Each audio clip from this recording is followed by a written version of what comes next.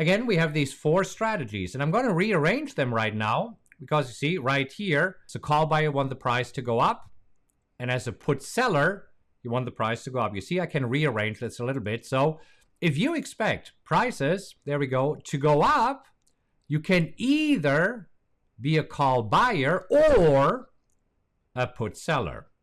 Now, if you expect prices to go down, then you can either be a put buyer or you can be a call seller. So what I want to do right now is show you exactly what you should do when. And in order to gauge when to be a call buyer or a put seller, here's what we want to look at. Here we go, the so-called VIX. The VIX is the volatility index. When the VIX is high, you want to sell options. And you see, the VIX, for example, was high in the beginning of, 2018.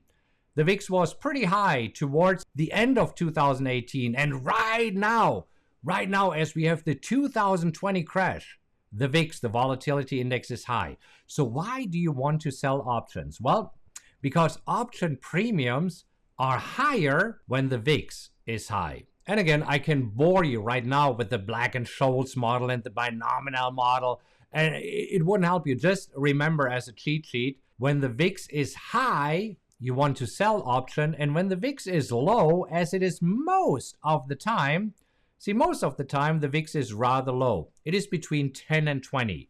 When the VIX is low, you want to buy options because now options are cheap. This is your cheat sheet, and that's a beautiful thing. All this stuff about volatility, implied volatility, historical volatility, you can shortcut it by remembering just this. By saying, okay, when the VIX is high, and for me, high would be above 30. If it is above 30, you want to sell options.